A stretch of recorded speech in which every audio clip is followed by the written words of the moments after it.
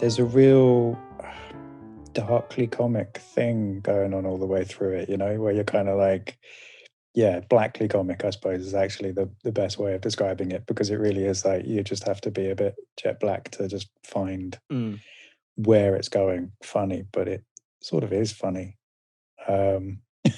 I find anyway. But I do indeed enjoy it very much. Interesting that you feel like you found it funny, and then Josh, you sort of nodded a bit there. Maybe I had a different viewing experience. I didn't really find it funny at all. Isn't that interesting though? That it you is. kind of come away with it with such a different view. Isn't that? But that's like why we like talking about stuff like that, isn't it? Because everyone has their own reactions. I know exactly what you mean, Chris, in sort of the absolute almost desperation and grit of the film. How that's kind of funny in the way that, despite the fact the way he's living, he still sees himself as this, a moralistic drifter, cum writer, if you will. And he's one of these people. He's got flexible morals in the sense of he'll just do whatever suits him.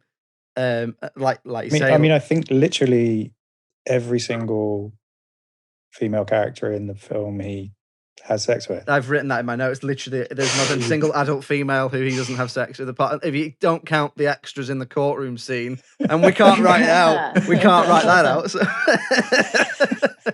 But you just go, you sort of get to a point where it's like, meets the guy in the pub who's like, oh yeah, I'm looking for a lodger. Yeah, I work nights. Right. And you're just like, bingo. You're just like, oh dear. This is just, and just a complete circle of, just a vicious circle that's just getting deeper and deeper on him. I think what's interesting is it's people talk about it as Joch's first novel, but looking into it, it's the first of his kind of long series of pornographic books that he took some of the porn out of and then got it published as a kind of straight novel. So like, I imagine the original draft, he probably did sleep with everyone in the courtroom as well.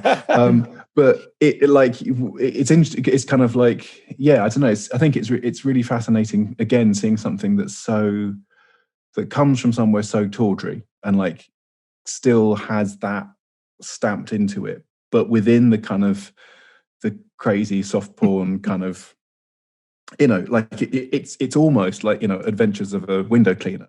The correlation between those two things is very strange. When I was looking for it to watch it, when it said erotic thriller or erotic drama, I was like, wasn't expecting that, to be honest. Like, but I quite like the fact that it is an erotic drama, erotic thriller, but it's almost like a kitchen sink drama or like a Mike Leigh film at the same time. It's not, it's not Fatal Attraction or Striptease or, one of these sort of early 90s erotic thrillers, Basic Instinct, if you like, but it is an erotic thriller. It's like a real erotic thriller set in the 50s. In that sense. And that's something I quite liked. I like that's not something certainly not something I'd seen done before. Yeah. And you sort of, I mean, especially when you think if you're going, okay, right, you're going to write an erotic thriller as a movie, then you're like, okay, the noose starts tightening around him and oh my goodness, what scrape's he going to get into? And the direction that the film goes to actually squeeze the noose around him is really interesting because it's, effectively he's getting away scot-free, except he's really not. Yeah, I think that, I mean, again, that's almost one of the reasons why where that sort of black sense of humor comes from, because he actually wins at every turn. Everything he wants, he gets, but just in the worst possible way and in a way that destroys him.